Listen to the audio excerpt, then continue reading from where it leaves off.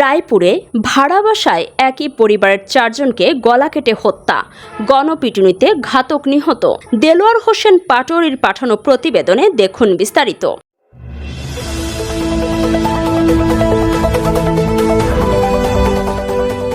সবাই আমাদের নেতৃবৃন্দ জেলার হিসাব আসতে আছে আলমাস সবাইকে আমি করছি, এখান থেকে আপনার সিদ্ধান্ত নিব পরবর্তী কি করব। বৃহস্পতিবার সকালে পৌর শহরের দেনায়তপুর এলাকার একটি ভবন থেকে একই পরিবারের 3 জনের গলাকাটা মরদেহ উদ্ধার করেছে পুলিশ।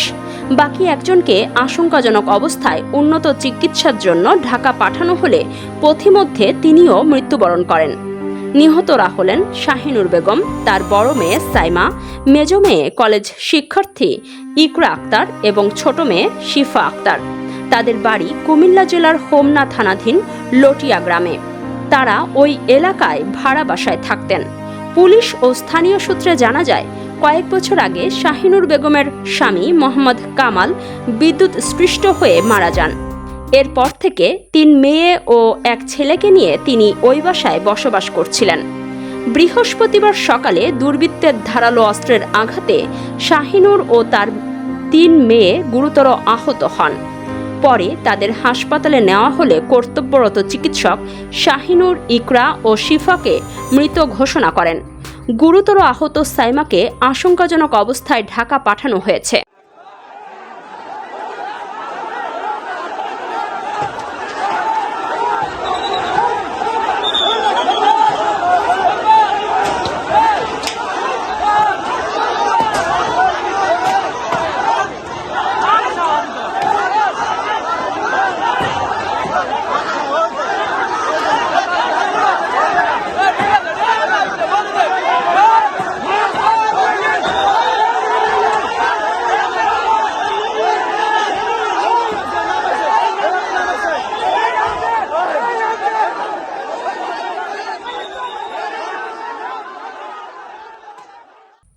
এ ঘটনার পর স্থানীয় জনতা জহির হোসেন নামে এক ভ্রাম্যমাণ ফল বিক্রেতাকে ওই বাসা থেকে পালিয়ে যাওয়ার চেষ্টাকালে আটক করে গণপিটুনি দেয়।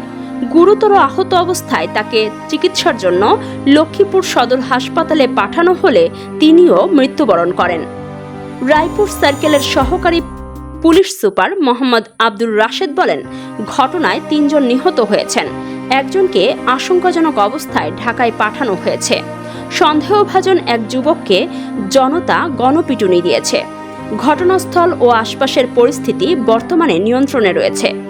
হত্যাকাণ্ডের কারণ এবং এর সঙ্গে অন্য কেউ জড়িত কিনা তা তদন্ত করে দেখা হচ্ছে।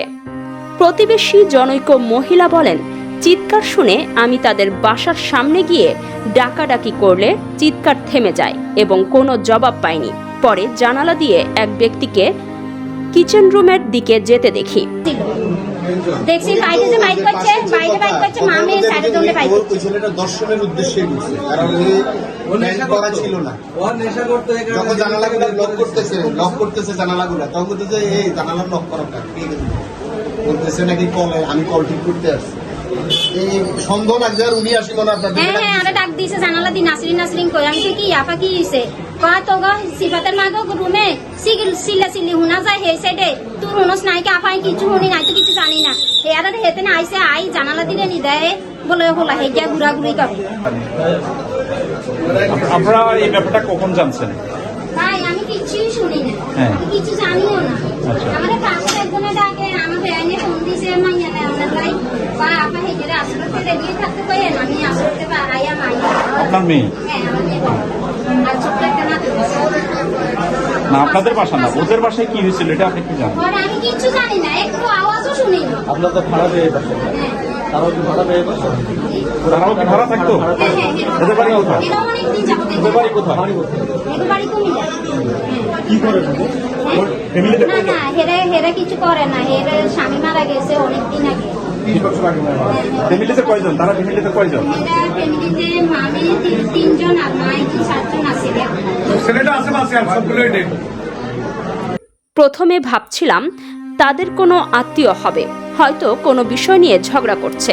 লোকটিকে বাসার গেটে দেখে আমি তার পরিচয় জানতে চাইলে সে জানায় বাথরুমের ট্যাপ মেরামত করতে এসেছে। একথা বলে দরজা বন্ধ করে দিলে আমার সন্দেহ হয় যে হয়তো সে ওই বাসার কোনো ধর্ষণ করেছে, কারণ তখন সম্ভবত সে উলঙ্গ ছিল। আমি ভালো করে দেখতে পাইনি। এরপর আমি চিৎকার করে সবাইকে ডাকলে সে ছাদের দিকে উঠে পালিয়ে যেতে চায়। পরবর্তীতে লোকজন এসে ভিতরে ঢুকে ফ্লোরে রক্ত ও 4 জনের দেহ রক্তাক্ত অবস্থায় পড়ে থাকতে দেখে পুলিশকে ফোন দেয়। লক্ষ্মীপুরের পুলিশ সুপার মোহাম্মদ আবু তারেক বলেন, রায়পুরে একটি ভয়াবহ ঘটনা ঘটেছে। এই ঘটনায় একই পরিবারের 3 জন সদস্য মারা গেছেন। মা ও 2 মেয়ে নিহত হয়েছে। আরেক মেয়ে গুরুতর আহত হওয়ায় উন্নত চিকিৎসার জন্য ঢাকায় পাঠানো হয়েছে। আর এই ঘটনায় অভিযুক্তকে স্থানীয়রা হাতে নাতে ধরে গণপিটুনি দেয়। পরে পুলিশ এসে উদ্ধার করে সদর হাসপাতালে চিকিৎসার জন্য পাঠায়। এই ব্যাপারে আমরা বিস্তারিত তদন্ত করে দ্রুতই ব্যবস্থা নেব এবং আপনাদেরকে জানাবো।